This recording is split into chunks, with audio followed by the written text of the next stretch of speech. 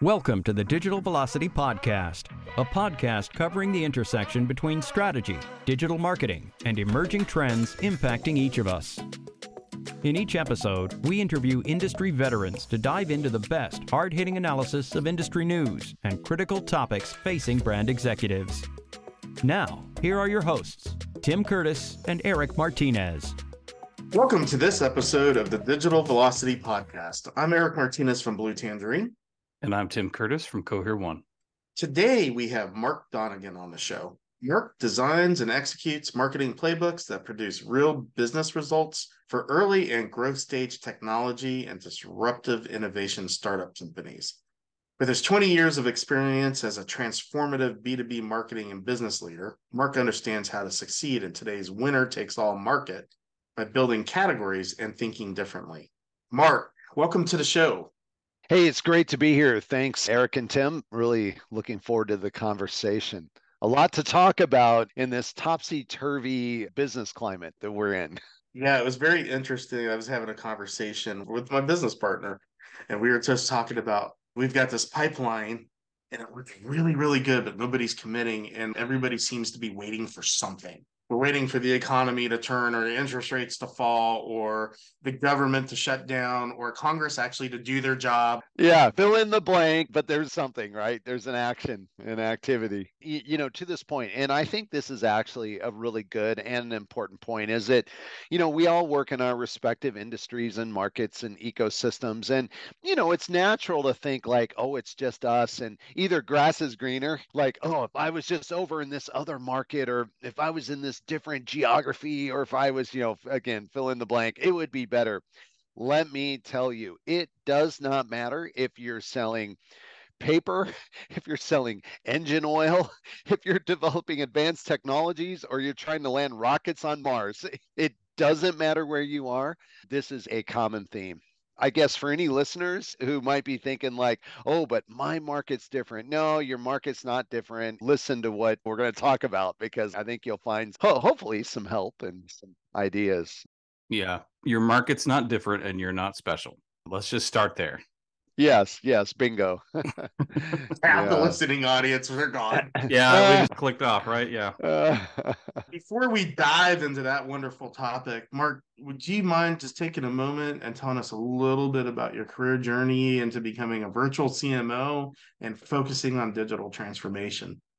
Yeah, for sure. I started as sort of a technical, curious kid, which is to say that when I was 12 years old, I discovered my school's Apple II computer and taught myself BASIC and, was just, mind blown. Now, my dad was retired with Hewlett Packard, HP, and actually worked in the clean room producing some of the, not the earliest generation silicon, chips, but it certainly was many, many, many years ago.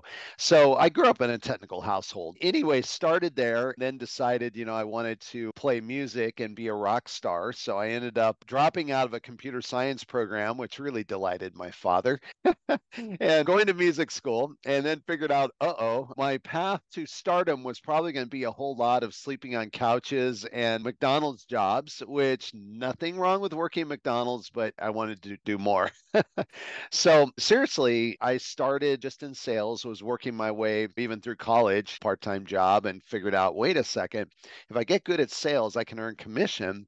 I can work 10 or 12 hours a week and some months make as much as the full-time job.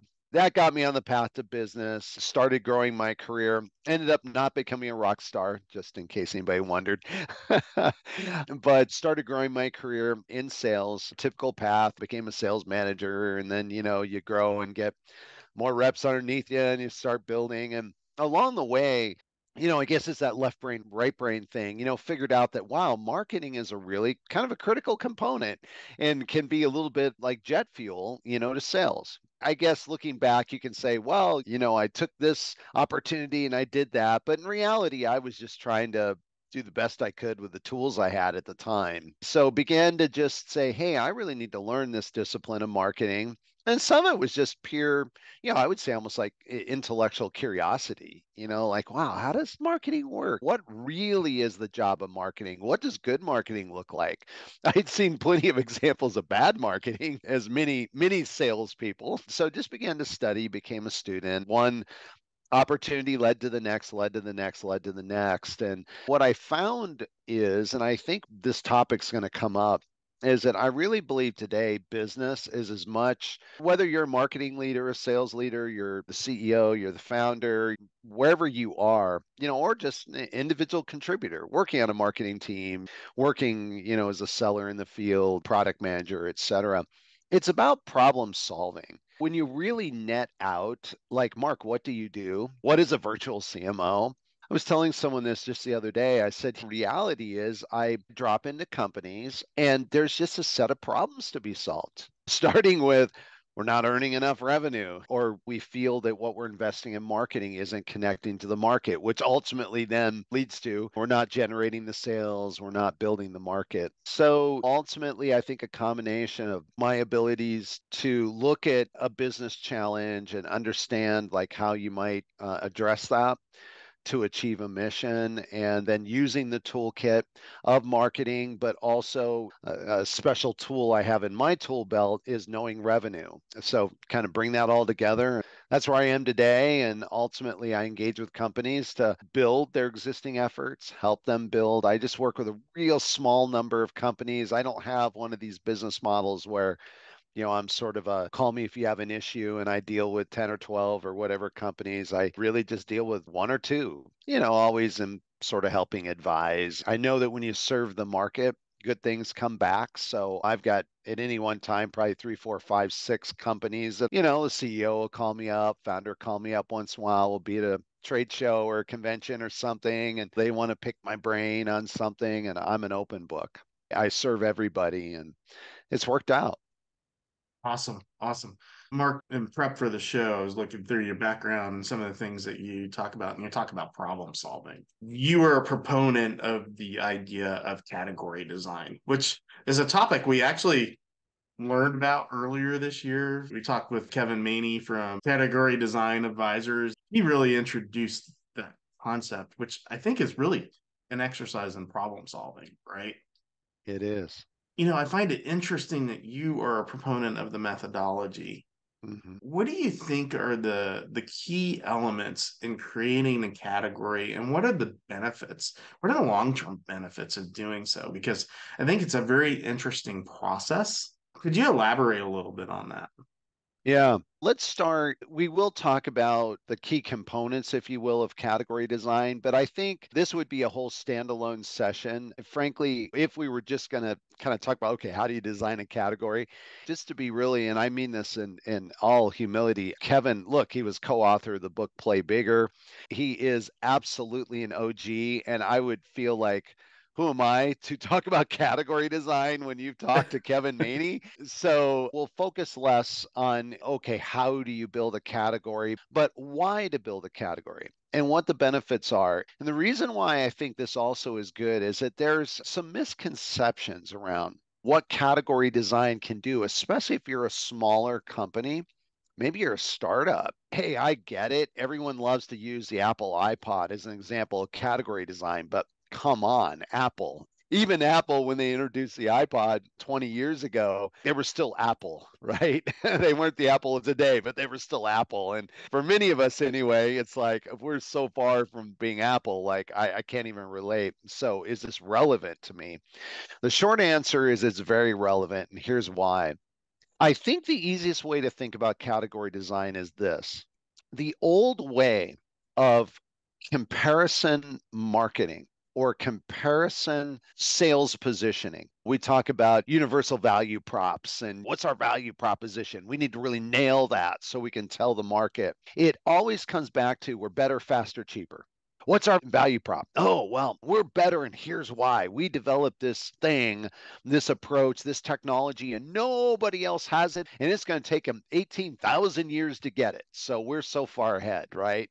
Well, first of all, look, come on. There is just nothing, including landing rockets on Mars, that there aren't more than one person working on. What's the most far out there? You talk about literally moonshots. Well, guess what? There's 2 companies, and there's even more that are working on that. So if there's two companies working on the hardest problems in the world, well, let's just be really honest. When it comes down to a lot of the things that we might be building, there's hundreds, thousands, tens of thousands of companies working on it. One of the really critical things is that we need to get crystal clear in naming what is the problem that we solve. Not how are we better, faster, cheaper. So the comparison game, that does not work anymore. It doesn't work. There's so much noise in the marketplace. In a lot of markets, you go to a website of the top three, four, five, six companies in the space, and literally you could strip the logos off. And if you were to sort of homogenize the colors, like make them all grayscale, and in other words, debrand them, you'd be like, well, it's the same website. The messages are nearly identical. Everybody's saying the same thing. So, how can somebody make a buying decision? And a confused mind is always going to say, I better wait. What did we just start the episode with? The comment that it feels like everybody's in wait and see mode. Now, I am not suggesting that for those of us that are struggling with this, that it's because, oh, our buyers are confused. There's a lot of good macro reasons and many not so good reasons why people are waiting. But the point is that we can no longer market and differentiate and sell based on I'm better, faster, cheaper. That's the comparison game. Instead, we need to be different. Different wins every time. But the problem is there's a dozen other competitors, there's 100, there's 10,000. So the reality is we have other companies in our space. And by the way, their products are largely like ours or even identical. In fact, they might even technically be better than ours. So, well, now wait a second, Mark. How can I be different when literally I have the same product? Same features, price points, everything's the same. This is the magic of category design. Let me illustrate it this way. It's an easy illustration because everybody understands the CRM space, Salesforce, HubSpot, right? Again, there's like 5,000 CRM vendors. I think there's even more now, but a really, really, really, really crowded space. And so if you have a friend that calls you up and says, hey, Erik, I got this great idea. I am going to build a CRM. You're going to laugh, right? You're going to put the phone on mute because you don't want to like laugh literally in their ear. You're going to laugh. You're going to unmute and go, well, Mark, so tell me about your CRM. We're going to be cheaper than Salesforce. Salesforce, and then we go down the list, right? So crazy idea, except what if I called you up and I said, Erik, I'm going to build a CRM. But before you laugh, you know what? My family was in the roofing business. My dad wished that I would not become a roofer, so I was lucky enough to go to college and, I'm now in technology. But you know what? I grew up roofing houses when I was 12, and I'm using this as an example. I know the roofing business. And you know what I found is that I didn't know any roofers that got above about $1 million, $1.2 million a year. And you know why? Yeah, they had a hard time hiring people, had a hard time keeping people. Yeah, all that stuff's true, but that really wasn't why. It's because they were always scrambling for the next job. But you know what was interesting was it's not because there weren't people who didn't need roofs. It's not because the market's shrinking. It's not because they did bad work and the word got around. It was because they're roofers. They didn't have a way to manage their marketing. So they would run a Valpak coupon. They would run this. They'd hire an SEO for 6 months and they'd get a few leads, but then that would fall off. So they'd fire that person. And it was all this disjointed marketing. And I think there's an opportunity. I know there's an opportunity to build a CRM, a marketing automation platform for roofers. Now, if I told you that, I'm guessing, even though you may know nothing about roofing, I put a new roof on the house at one point. That was expensive. But now all of a sudden, you're going to have a different response. And now I've defined the market. Now I know very clearly who am I selling to. I have some domain knowledge around it. I can develop those handful of very specific features that might be needed for that particular market. Now, when I'm out and I'm talking about why you need a CRM, I'm able to be very specific, very explicit about what is the problem. The problem is that 98% of roofing companies don't grow beyond $1.2 million a year. And here's why. and here's the solution. And then I build content around that. And all of a sudden, am I going to build the next Salesforce, at whatever their market cap is today, 40, 50 billion? I don't even know. No, but could I build a highly profitable $50 million a year CRM company that becomes the category king of CRM for roofers? There's a lot of work involved in getting there, but the odds are pretty good that I could do that. And if I do this without raising 50 or $100 million, and I build this 50 or $60 million company raising 10 or $12 million, I don't know. That's a pretty darn good exit for me in probably 10 years. This is category design. Yeah, because you've given us the why of category design. Maybe a little bit more of a concrete example, getting inside like the family business, the roofing. But you've also emphasized that importance of that engineering a go-to-market process with that. So how do you then flip that on its head and take that analogy through a go-to-market process? How do you then set that up? Yeah. So category design is interesting because there also is a little bit of a fallacy of category design is basically building a community kind of led growth, and community and B2B is really hot right now. A lot of people are writing, a lot of people are talking about it. By the way, there's some people that are using this term dark social, this notion that buyers are now self-organizing. They're effectively joining communities, and then they're asking each other, hey, Tim, we're thinking of investing in this. Well, what are you guys using? Hey, Erik, what are you guys using? And then kind of correlating that way. The strategy behind the go to market is, first of all, category design is not this, I sprinkle this activity. It's one of the reasons why I actually don't like to start with, how do you design a category? Because how you design a category, if we just jump into the mechanics of it, what can get skipped is a strategy behind it. For example, if we just jumped into how to design a category, but if the founder of this mythical CRM company, this Newco CRM, maybe thinks like, oh, my family did come out of roofing, but you know what? I want to sell to everybody. I'm going to sell to everybody. If they still have this mindset that they are going to sell to everybody, or that their product is for everybody, or that our product is so good, the world's going to beat a path to our door and that's how we're going to win, well, they're going to lose.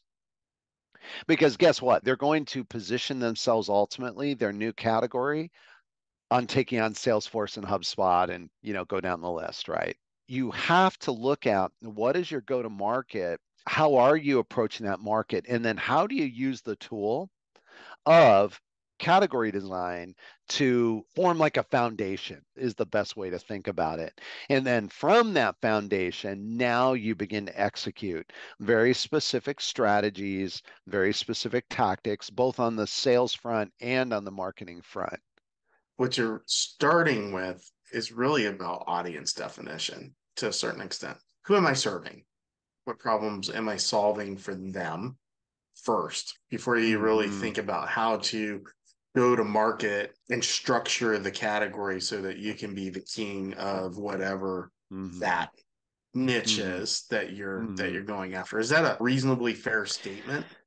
Yes and no. The yes is obvious. The reason why I say no is it just simply defining, hey, sales team, I want you to go call up, in this industry at this particular level, that's what we're going to go after. That in and of itself, that's not really a strategy.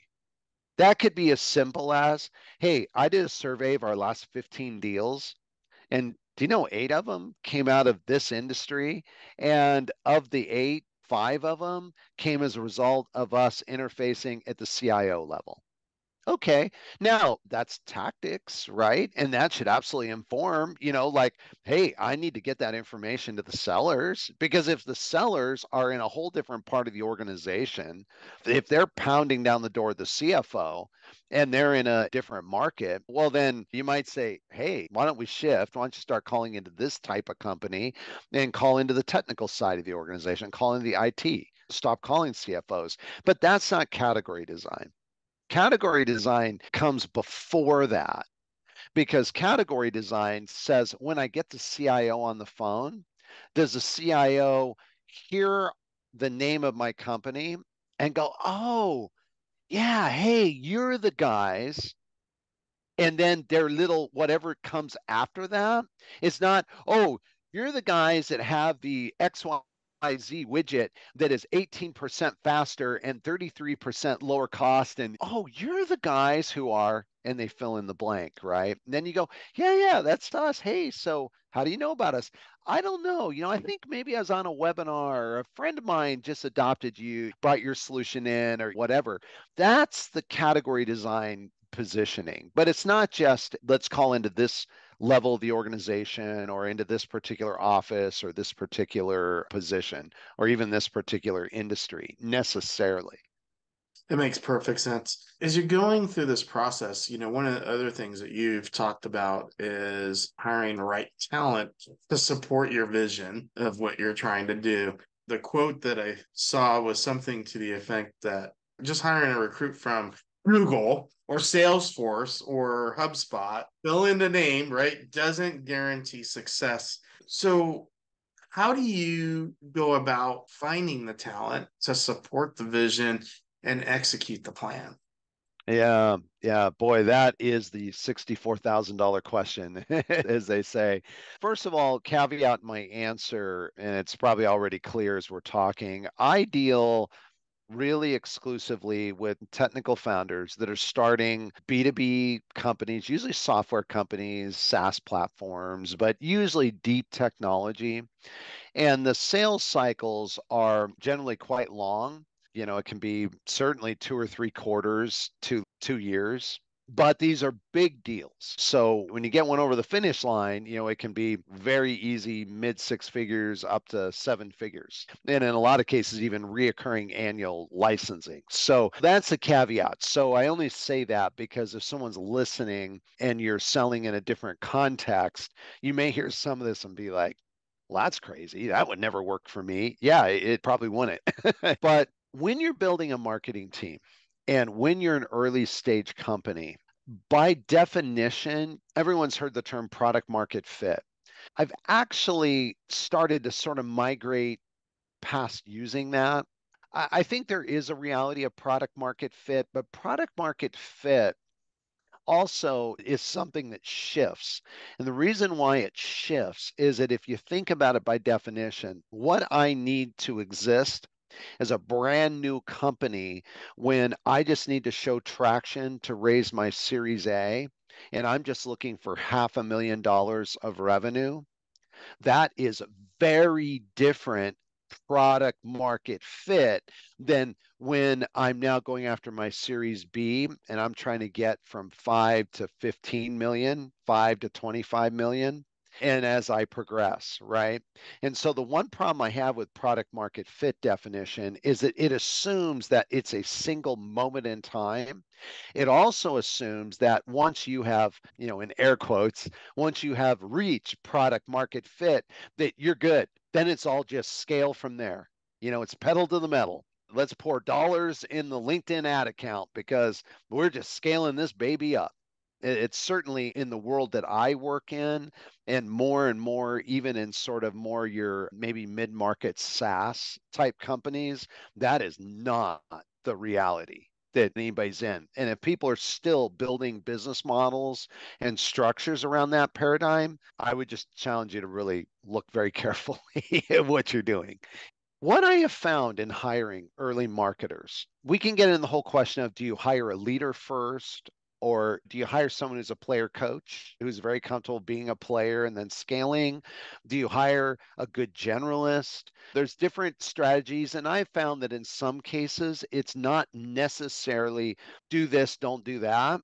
It's more like, hey, if you do this, here's the trade-off. If you do that, there's a different set of trade-offs. So what you can do when you're hiring is, first of all, and I'm talking about early marketers and building your first marketing team, you need to focus on people who can execute. By very definition, the larger the company that they come out of and the higher the level, the more strategic they have been. Now, look, that's needed. It's important. And guess what? It's important for startups too. But the problem is that person had a team behind them. either directly or indirectly. So they either had a team of folks that they were managing, or they could lay out these beautiful frameworks and roadmaps and plans, and then they could go hand it off to somebody, and basically they can move on to the next thing. And in a startup, guess what? There is no one to do the work. And so the biggest pitfall in hiring from these big companies, it's not because, oh, that person, somehow hid out inside Google or inside HubSpot or Salesforce or whatever, and they really weren't good. No, no. I mean, by definition, if they stayed employed for more than about 12 or 14 months, they had to be doing something. They had to be providing value. But the problem is that they're too far away from hands in the dirt. And in a startup, hands in the dirt beats strategy all day long, every day, period.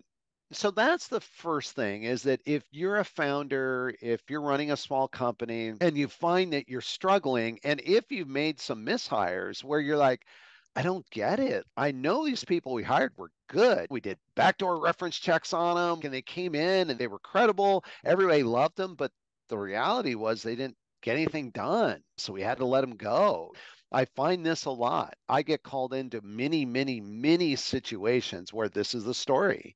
Founders kind of like, well, fundamentally, we've got a good marketing team, but it's just not working. And so a lot of times there's just too much thinking and you got to get hands in the dirt. And so then you have to look at, okay, what are the needs of the particular marketing approach that you're building? Like if it requires heavy technical content where you really need to be able to publish content that's credible, that the buyers, the market, they're going to read and not just feel like, oh, it's fluffy, or read it and say, well, that's so biased. So one of the things that I've stumbled upon, but it's very, very effective, is go hire a journalist in the market. Go find somebody who's writing in your space, who's maybe really well known online. Let me tell you, even if you're at a startup and you feel like, well, we can't possibly compete on a comp basis with the big, you can compete with a journalist salary and they will be very, very, very happy. So this can work really, really well. They're a great writer. They know the market. They know the space. Now you're going to have to teach them marketing because they're going to come as a journalist, like just reporting.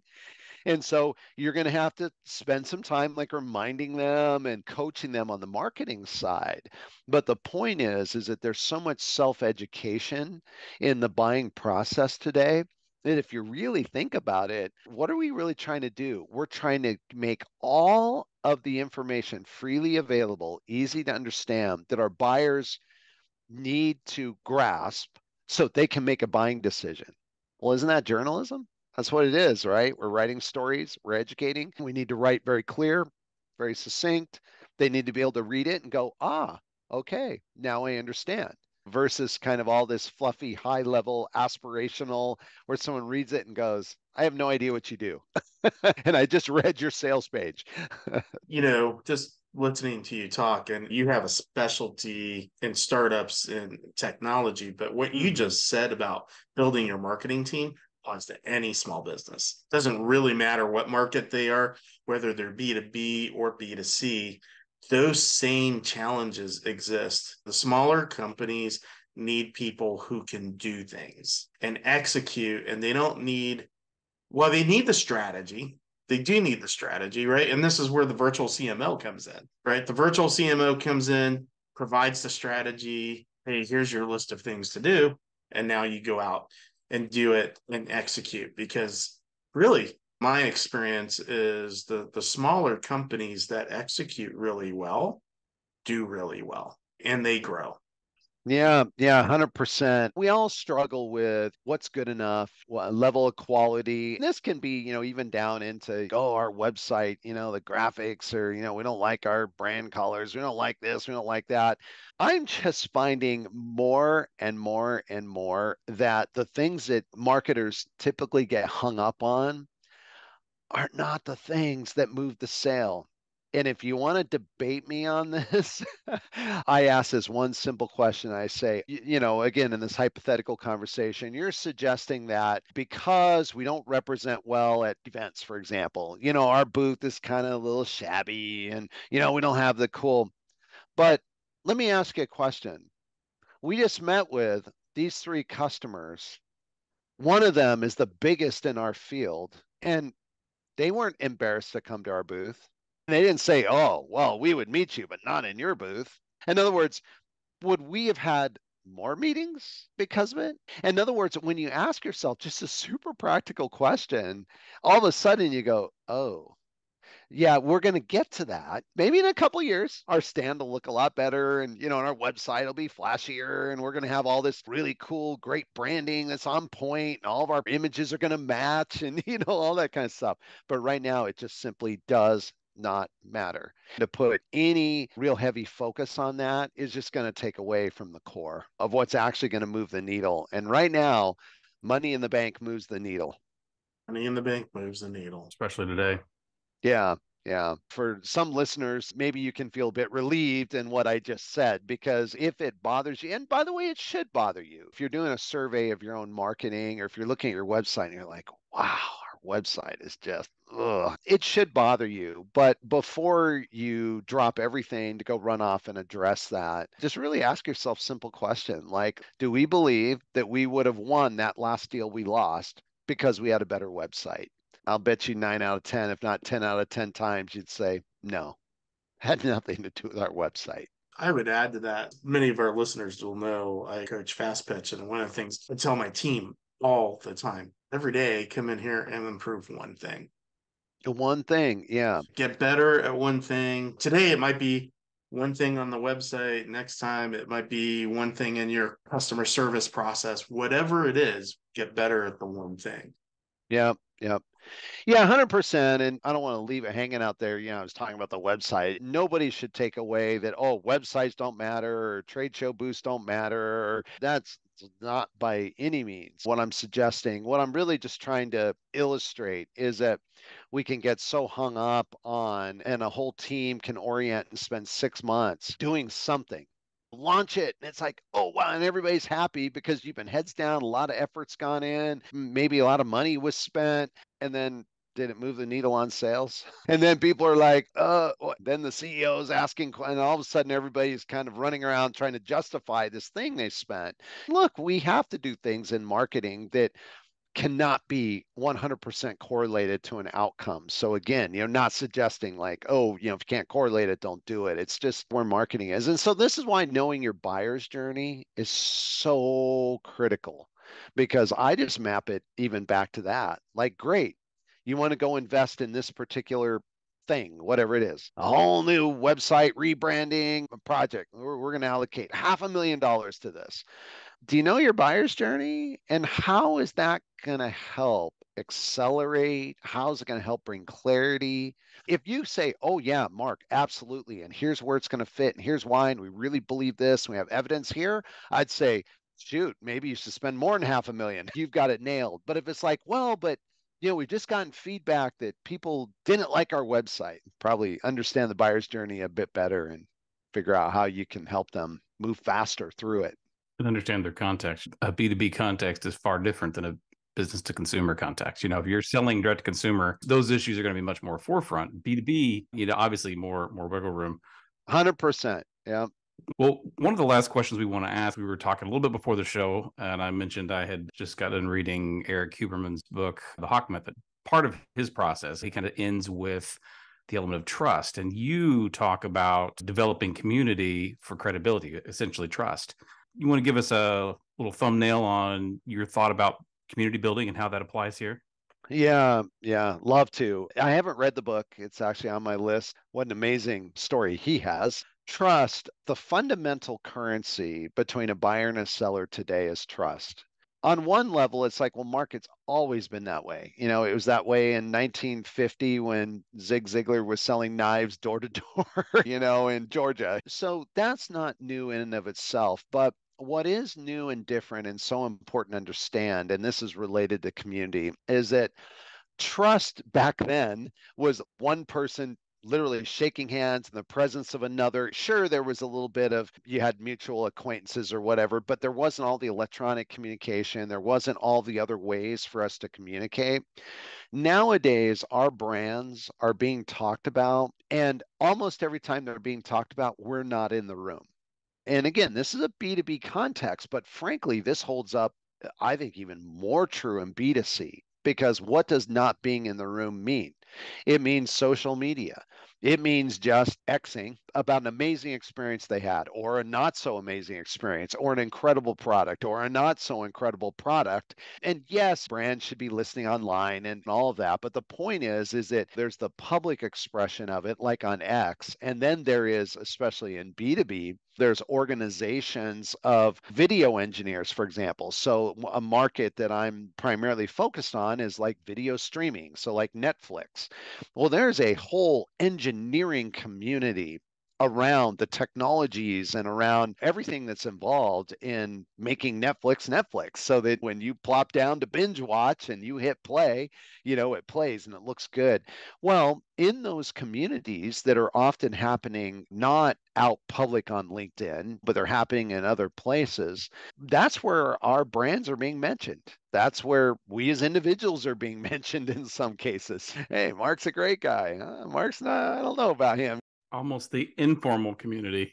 Exactly. And so what I mean by the trust is that that's where the trust is established. And so now, how does this play into what we do as business builders and as we're trying to build our own companies and establish ourselves as credible and executives and grow our careers and all the various things? What it means is that we have to assume that anything, any experience that someone's having in private is going to be public. It's going to come out, right?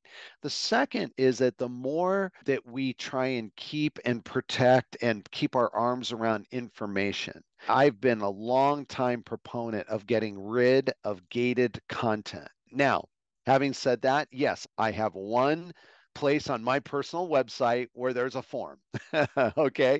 So I'm not suggesting that you can't have forms, but the old days of running lead gen where I have some sort of a white paper and I have to fill out a form to get to the white paper, those days are gone, because guess what? People in a lot of cases just simply won't fill out the form. We want to make as much information as available as possible. Why? Getting back to trust.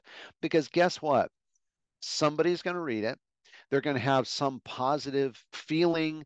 They're going to say, wow, I really learned something. Now, what happens the next day, the next week, the next month, when they're in one of these forums with a group of engineers and somebody asks a question, and this person who had a positive experience, they learned something from some content that I published, my company published, what are they going to do? They're going to say, oh, hey, let me send you a link. I just read this fabulous article on that. Oh, there was this incredible resource. Hey, I'm going to send you this link. That is how trust gets built on a layer, because by the very nature that we're in an engineering community and you're in a community, why would I not want to serve members of this community well? I'm not going to tell them something's good when it's not, right? And so there's trust there. So by me, as Mark Donnigan, is a member of this particular community that I'm in, saying, hey, I'm going to send a link. And for anybody else, you might want to check out what this company wrote. I read this article, that article, and this article. You might find it interesting. Well, now what does that do? That drives traffic. Now here's a group of people that this company maybe had never interacted with. And now all of a sudden, what are they doing? Now they're coming in not because, oh, I wonder if this company has a good product or a bad product. They're coming in because they were referred in trust, and we're helping to facilitate knowledge transfer. And then knowledge transfer just continues to kind of get that feeling of like, whoa, I can trust these people. Why are teachers so trusted? Because they're a teacher, right? It's my teacher. They taught me. So fundamentally, I trust that what they tell me is going to be good for me, right? It's going to be right. That is kind of the loop. And this is it's been happening over a number of years, but we're now in just this very, very, very different relationship, especially, in the B2B world. But with B2C, I would argue it's exactly the same. The nature of the relationships are maybe more public, in that you've got influencers and you've got these very public social networks, et cetera. But it's the same thing, right? If enough people are saying a lot of good stuff about a brand or a product, Well, as a consumer, it's kind of like, oh, either I just need to go buy it or I'm going to put that on my short list. Yeah. Well, you've certainly given us today a lot to think about in terms of maybe the whys behind category design. Going into some of those examples, which I think are a little bit more concrete in terms of that go-to-market process. And I like the angle of that credibility, but taking that credibility almost from within your tribe or your community, right? It's the internal communities that you're building. So I definitely like some of those thoughts. If someone does want to reach out to you directly, what's the best way for them to do that? Yeah, so my website is growthstage.marketing. So just growth stage, all one word, and it's a .marketing domain. I've got a lot of articles up there. I have some mini books that are a little more graphically rich. So check it out. We'll link it in the show notes. Great. Well, Mark, thanks again for coming on today. We appreciate you carving out the time. That is all for today's episode of the Digital Velocity Podcast. I'm your co-host, Tim Curtis from Cohere One. And I'm Erik Martinez from Blue Tangerine. Thank you for listening. To learn more about how Blue Tangerine and Cohere One can help you generate more sales for your business, visit bluetangerine.com and cohere1.com. If you have enjoyed our show today, please tell a friend, leave us a review, and subscribe on your favorite podcast platform. Visit the digitalvelocitypodcast.com website to send us your questions and topic suggestions. Be sure to join us again on the Digital Velocity Podcast.